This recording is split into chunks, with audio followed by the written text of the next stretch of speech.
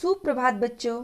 आज की कक्षा में आप सभी बच्चों का तहे दिल से स्वागत है।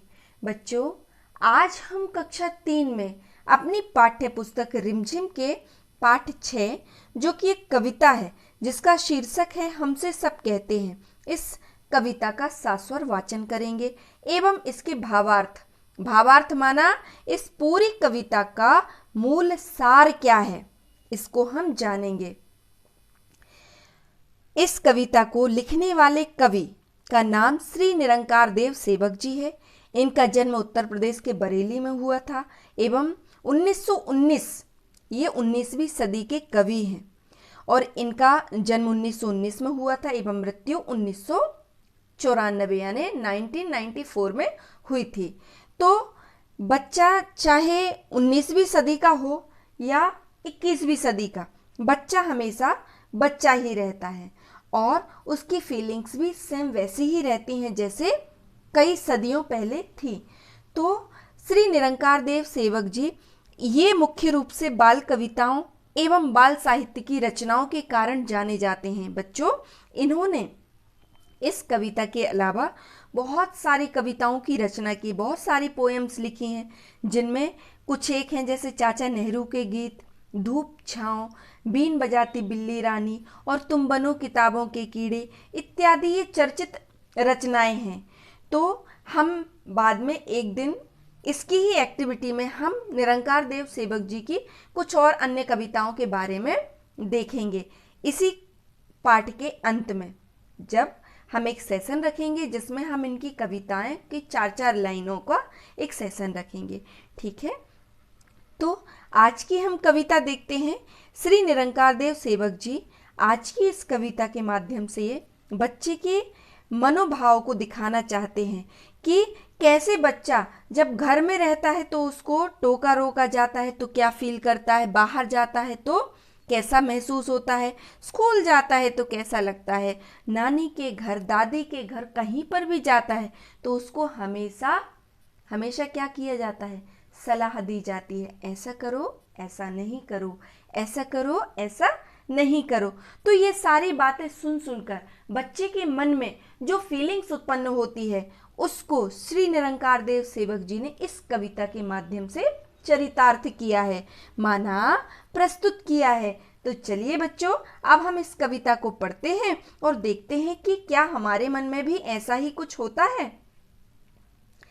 नहीं सूर्य से कहता कोई, धूप यहाँ पर मत फैलाओ, कोई नहीं चांद से कहता, उठा चांदनी को ले जाओ। तो बच्चों, यहाँ पर जो है बच्चा क्या कहता है कि हम कहीं पर भी जाते हैं हमको सब रोकते हैं, ऐसा करो, ऐसा नहीं करो, लेकिन सूर्य, चंद्रमा, इनको कोई नहीं टोकता है, कोई नहीं रोकता है, कोई इनको सलाह नहीं देता है कि सूर्य से कोई नहीं कहता है कि यहाँ पर अपनी धूप नहीं फैलाना, और ना ही कोई चांद से कहता है कि अपनी चांदनी को उठा के ले जाओ। अब चांद और चांदनी माना, चांद माना होता है बच्चों मून और चांदनी माना मून लाइट, चांद का प्रकाश, ठीक है। तो बच्चा इस प्रकार से शिकायत कर रहा है। आगे बच्चा कहता है, कोई नहीं हवा से कहता, खबरदार जो अंदर आई, बादल से कहता कब कोई, क्यों जलधारे यहाँ बरसाई। तो बच्चा क्या कह रहा है कि ना कोई सूर्य को कुछ कहता है और ना कोई चांद को कुछ कहता है, यहाँ तक कि हवा क्या किसी को दिखती है, लेकिन देखो कितने जोर से आती है, दरवाजे खिड़कियां कैसे एकदम से आवाज करती हैं जब हवा अंदर आती है, तो वो भी तो ऊधम करती है, वो भी तो शोर मचाती है। तो क्या कोई हवा से बोलता है कि अंदर मत आना। और बादल भी तो कैसे बारिश करते हैं, कैसे बिजली कड़कड़ाते हैं एक दूसरे से, तो कोई बादल से भी क्यों नहीं करता। और हम एक छोटा सा जरा सा भी शोर करते हैं तो हमको सब डांटने लगते हैं। तो इस प्रकार से बच्चा क्या करता है, अपनी तुलना ये प्राकृतिक चीजों से करता है। क्यों? क्योंकि वो देखता है कि वो बच्चा क्या रहता है, वो अपने आप में कि मैं खेल रहा हूँ, उसको नहीं पता है कि इसको करने से क्या होगा, बस खेल रहा हूँ। और उसके खेल में जब कोई बाधा डालता है, कोई रोकता टोकता है, तो वो थोड़ा सा नाराज हो जाता है और नाराज होके क्या करता है, अपनी शिकायत पेश करता है। आगे देखते हैं क्या कहता है बच्चा। आगे के पैराग्राफ में है, फिर क्यों हमसे भैया कहते, यहाँ न आओ भागो जाओ, अम्मा कहती है घर भर में खेल खिलौने मत फैलाओ। तो ना कोई सूर्य से कुछ कहता है, ना कोई चंद्रमा से कुछ कहता है, ना कोई बादल से कुछ कहता है, ना कोई हवा से कुछ कहता है। फिर घर में अगर मैं कुछ थोड़ा सा भी कुछ इधर उधर खेलने लगता हूँ तो भैया कहते हैं कि यहाँ से बाहर भागो, बाहर जाओ, मैं डिस्टर्ब हो रहा हूँ।